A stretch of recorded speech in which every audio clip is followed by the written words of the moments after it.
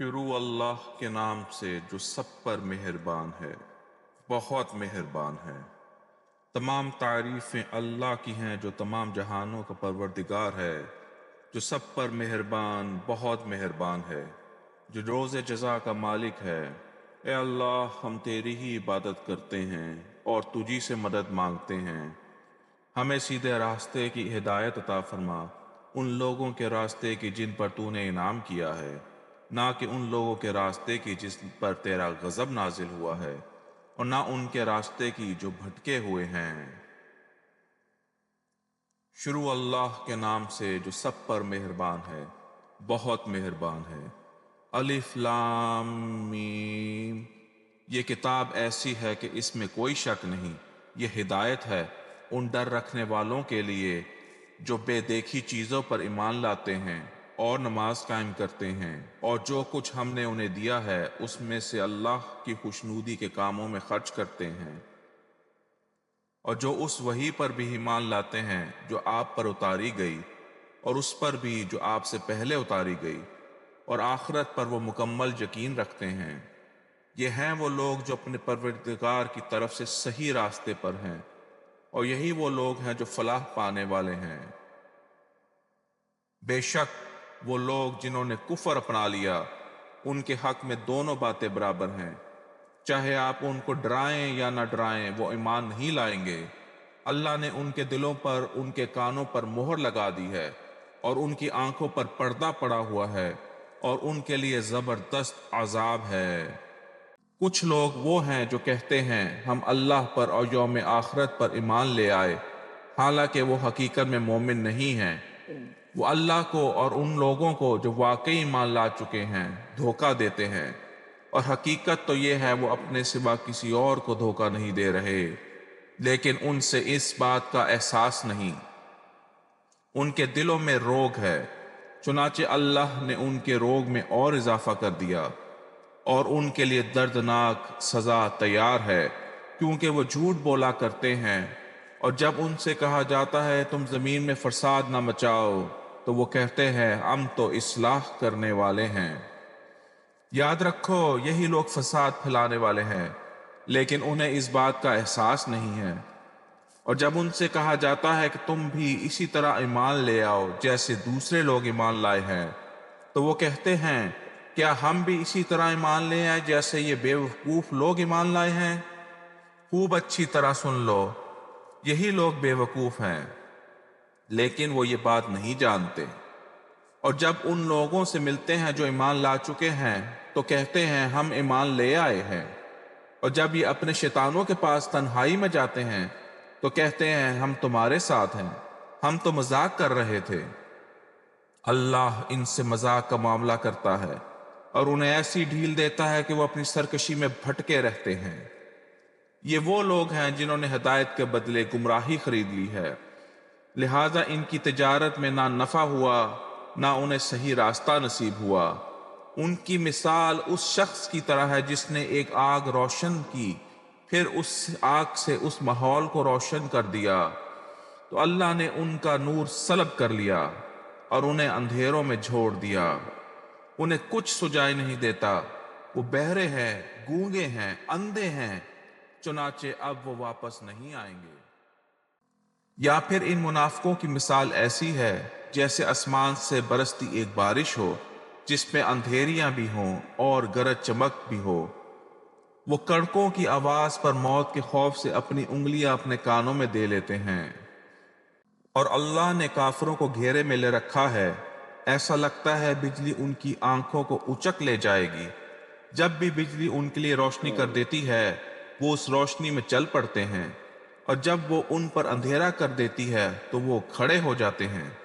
और अल्लाह चाहता तो उनके सुनने और देखने की ताकत छीन लेता। बेशक अल्लाह हर चीज पर कुदरत रखता है। ए लोगो, अपने इस परवरदिगार की इबादत करो जिसने तुम्हें और उन लोगों को पैदा किया जो तुमसे पहले गुजरे हैं, ताकि तुम मुत्तकी बन जाओ। वो परवरदिगार जिसने तुम्हारे लिए जमीन को बिछौना बनाया, और आसमान को छत, और आसमान से पानी बरसाया, फिर उसके जरिए तुम्हें रिज्क के तौर पर फल निकाले, لہٰذا اللہ کے ساتھ کسی کو شریک نہ ٹھہراؤ۔ جب تم یہ سب باتیں جانتے ہو اور اگر تم اس قرآن کے بارے میں ذرا بھی شک میں ہو اور جو ہم نے اپنے بندے محمد صلی اللہ علیہ وآلہ وسلم پر اتارا ہے تو اس جیسی کوئی ایک صورت ہی بنا لاؤ۔ اگر سچے ہو تو اللہ کے سوا اپنے تمام مددگاروں کو بلا لو۔ پھر بھی اگر تم یہ کام نہ کر سکو اور یقیناً کبھی نہیں کر سکو گے تو ڈرو اس آگ سے جس کا ایندھن انسان اور پتھر ہوں گے، وہ کافروں کے لیے تیار کر لی گئی ہے۔ اور جو لوگ ایمان لائے ہیں اور انہوں نے نیک عمل کیے ہیں ان کو خوشخبری دے دو، ان کے لیے ایسے باغات تیار ہیں جس کے نیچے نہریں بہتی ہوں گی۔ جب بھی ان کو ان باغات میں سے کوئی پھل رزق کے طور پہ دیا جائے گا تو وہ کہیں گے یہ تو وہی ہے جو ہمیں پہلے بھی دیا گیا تھا، اور انہیں وہ رزق ایسا ہی دیا جائے گا جو دیکھنے میں ملتا جلتا ہوگا۔ ان کے لیے وہاں پاکیزہ بیویاں ہوں گی اور وہ ان باغات میں ہمیشہ ہمیشہ رہیں گے۔ بے شک اللہ اس بات سے نہیں شرماتا کہ وہ کسی بات کو واضح کرنے کے لیے کوئی بھی مثال دے دے، چاہے وہ مچھر جیسی معمولی چیز ہی کیوں نہ ہو، کسی ایسی چیز کی جو مچھر سے بھی زیادہ معمولی ہو۔ اب جو لوگ مومن ہیں وہ خوب جانتے ہیں کہ یہ مثال حق بات ہے جو ان کے پروردگار کی طرف سے آئی ہے، البتہ جو لوگ کافر ہیں وہ یہی کہتے ہیں بھلا اس حقیر مثال سے اللہ کا کیا مطلب ہے؟ اس طرح اللہ اس مثال سے بہت سے لوگوں کو گمراہی میں مبتلا کرتا ہے اور بہت سو کو ہدایت دیتا ہے، مگر وہ گمراہ انہی کو کرتا ہے جو نافرمان ہیں۔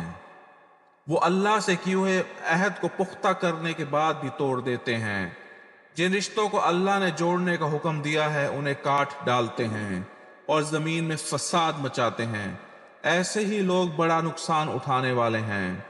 تم اللہ کے ساتھ کفر کا طرز عمل آخر کیسے اختیار کر لیتے ہو حالانکہ تم بے جان تھے؟ اسی نے تمہیں زندگی بخشی، پھر وہی تمہیں موت دے گا، پھر وہی تم کو دوبارہ زندہ کرے گا اور پھر تم اسی کے پاس لوٹ کے جاؤ گے۔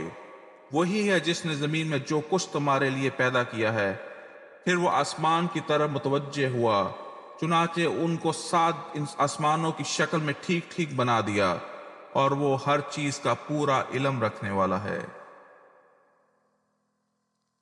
اور اس وقت کا تذکرہ سنو جب تمہارے پروردگار نے فرشتوں سے کہا کہ میں زمین میں ایک خلیفہ بنانے والا ہوں۔ وہ کہنے لگے کیا آپ اس زمین میں ایسی مخلوق پیدا کریں جو اس میں فساد مچائے اور خون خرابہ کرے، حالانکہ ہم آپ کی تسبیح اور حمد و تقدیس میں لگے ہوئے ہیں۔ اللہ نے کہا میں وہ باتیں جانتا ہوں جو تم نہیں جانتے، اور آدم کو اللہ نے سارے کے سارے نام سکھا دیے، پھر ان فرشتوں کے سامنے پیش کیا اور ان سے کہا اگر تم سچے ہو تو مجھے ان چیزوں کے نام تو بتلاؤ۔ وہ بول اٹھے آپ ہی کی ذات پاک ہے، جو کچھ علم آپ نے ہمیں دیا ہے اس کے سوا ہم کچھ نہیں جانتے۔ حقیقت میں علم و حکمت کے مالک تو آپ ہیں، صرف آپ ہیں۔ اللہ نے کہا آدم تم ان کو ان چیزوں کے نام بتاؤ، چنانچہ اس نے ان کے نام ان کو بتا دیے۔ تو اللہ نے فرشتوں سے کہا کیا میں نے تم سے نہیں کہا تھا میں آسمانوں میں اور زمین کے بھید جانتا ہوں، اور جو کچھ تم ظاہر کرتے ہو اور جو کچھ تم چھپاتے ہو مجھے ان سب کا علم ہے۔ اور اس وقت کا تذکرہ سنو جب ہم نے فرشتوں سے کہا آدم کو سجدہ کرو، چنانچہ سب نے سجدہ کیا سوائے ابلیس کے، اس نے انکار کیا، تکبر کیا اور کافروں میں شامل ہو گیا۔ اور ہم نے کہا آدم تم ہو تمہاری بیوی جنت میں رہو اور اس میں جہاں سے ہو جو چیز چاہے کھاؤ، مگر اس درخت کے پاس مت جانا ورنہ تم ظالموں میں شمار ہو گئے۔ اور پھر ہوا یہ کہ شیطان نے ان دونوں کو وہاں سے ڈگمگا دیا جس عیش میں وہ تھے، اس سے انہیں نکال کر رہا۔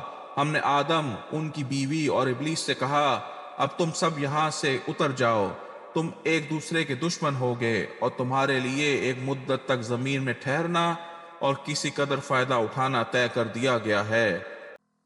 پھر آدم نے اپنے پروردگار سے توبہ کی، کچھ الفاظ سیکھ لیے جن کے ذریعے انہوں نے توبہ مانگی، چنانچہ اللہ نے ان کی توبہ قبول کر لی، بے شک وہ بہت معاف کرنے والا بڑا مہربان ہے۔ پھر ہم نے کہا اب تم سب یہاں سے اتر جاؤ، پھر اگر میری طرف سے کوئی ہدایت تمہیں پہنچے تو جو لوگ میری ہدایت کی پیروی کریں گے ان کو نہ کوئی خوف ہوگا نہ وہ کسی غم میں مبتلا ہوں گے، اور جو لوگ کفر کا ارتکاب کریں گے اور ہماری آیتوں کو جھٹلائیں گے وہ دوزخ والے ہوں گے اور وہ ہمیشہ اس میں رہیں گے۔ اے بنی اسرائیل، میری وہ نعمت کو یاد کرو جو میں نے تم کو عطا کی تھی، اور تم مجھ سے کیا ہوا وعدہ پورا کرو تاکہ میں بھی تم سے کیا ہوا وعدہ پورا کروں، اور تم اور کسی اور سے نہیں بلکہ صرف مجھی سے ڈرو۔